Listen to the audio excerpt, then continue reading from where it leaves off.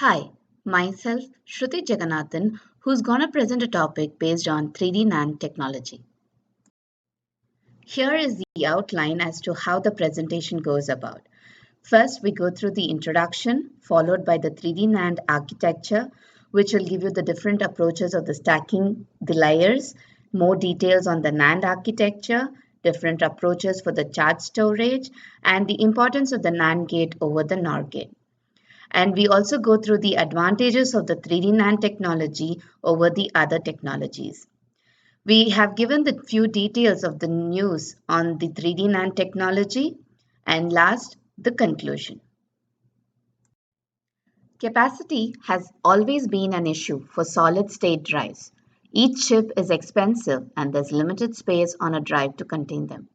Recently, Samsung has tackled the problem with VNAND, it is also called as vertical NAND, in the year 2015, which stacks memory for greater storage capacities.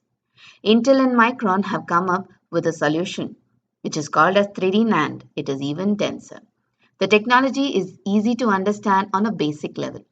Traditional memory chips are built on a single plane, which is called as 2D architecture, as the memory cells are placed side by side in a layout in a die. The more cells are packed together, more is the capacity drive. According to the Moore's law, the memory cells are made smaller and smaller. What if the technological limit as to how much the cells have to be shrunk has been reached? That is where the 3D NAND architecture comes into the picture. Rather than having a single tier of memory cells on a die, multiple tier layers are stacked up vertically, creating more memory density. Doing so greatly increases the potential data capacity of a single chip. For example, just like the multiple floors of the skyscraper gives more room for more population density in a small footprint. Similarly, in the 3D NAND technology, a stack of layers is created to produce a die. There are two ways of stacking the layers. One is the vertical and the other is the horizontal. Vertical stacking is preferred over the horizontal stacking as it saves the area occupied. The diagram shown gives a brief detail of the NAND architecture. Perpendicular to the stack of layers are the pillars that intersect these layers. At the intersection of each pillar and layer, a memory cell is created. Each pillar holds 32 cells and each die contains over 4 billion pillars. That gives the outstanding amount of capacity. There are different approaches for storing the charge. One is a charge trap flash, which is a semiconductor memory technology used in creating non-volatile NOR and NAND flash memory. It uses a silicon nitride film to store electrons rather than the doped polycrystalline silicon. And the other approach is a floating gate MOSFET, which is used in the 3D NAND technology. It is a field effect transistor whose structure is similar to a conventional MOSFET. The gate of the floating gate MOS is electrically isolated, creating a floating node in DC, and a number of secondary gates or inputs are deposited above the floating gate and are electrically isolated from it. These inputs are only capacitively connected to the floating gate. Since the floating gate is completely surrounded by a highly resistive material, the charge contained in it remains unchanged for a long period of time. Usually, tunneling and hot carrier injection mechanisms are used to modify the amount of charge stored in the floating gate. Why did we go for 3D NAND instead of 3D NOR? Why is NAND gate preferred more than the NOR gates? That is because in CMOS technology, we use silicon as semiconductor material.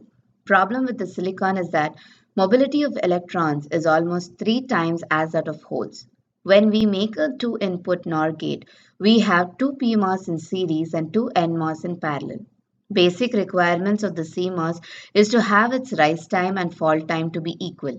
In order to have rise time and fall time of NOR gates equal, you end up widening the gate size of PMOS to around 4 times that of NMOS. Whereas in NAND gate, the PMOS are in parallel and NMOS are in series.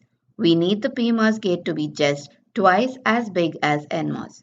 Therefore, NAND gates consume less area, have higher speed, less leakage current, and hence are more preferred when compared to the NOR gates. Advantages of the 3D NAND technology.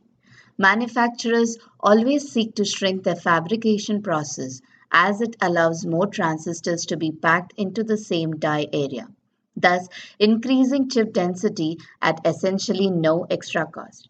3D NAND's higher density improves performance and reliability. 3D NAND's vertical stacking enables a significantly higher density of memory cells and thus improving the performance and reliability. 3D NAND overcomes the density limit associated within the planar or 2D NAND architecture. For comparison purposes, 3D NAND has a dense chip with 2 times the write performance and 10 times the reliability of planar NAND. Thus, 3D NAND cell architecture allows for significant performance and cost improvement in comparison to planar technology. Thus, companies like Micron, Intel aim to transition from 16 nanometer to 3D NAND in the near future. Latest news on 3D NAND technology. Samsung remained the only 3D NAND manufacturer in the year 2015, which made use of the vertical stacking of the layers, which used the charge-trapped silicon nitride to store the charges, and it also consisted of active circuitry underneath the 3D cell columns. Micron and Intel came up with their version of 3D NAND technology that deviates from the others, like floating gates are used for charge storage. Intel and Micron cite maximum capacity of 48 GB per memory die. Since solid-state drives house multiple chips, this puts the maximum capacity around 3.5 tetrabytes for a small M2 drive and over 10 terabytes for a 2.5-inch SSD. However, Samsung took the lead in this area with its introduction of vertical NAND last year and was first to the market with drives based on it. Talk about Intel and Micron. But now it has a real competition. We can't wait to see which of these technology titans is first to put a 10 terabyte solid state drive on the market. The graph shows the NAND die size of various players. The lower the die size, the better it is. Intel and Micron's NAND die is larger than that of its peers, Samsung, Toshiba, and SanDisk. However, die capacity alone cannot dictate Intel's 3D NAND cost efficiency in comparison to Samsung, as they both have 32 layers.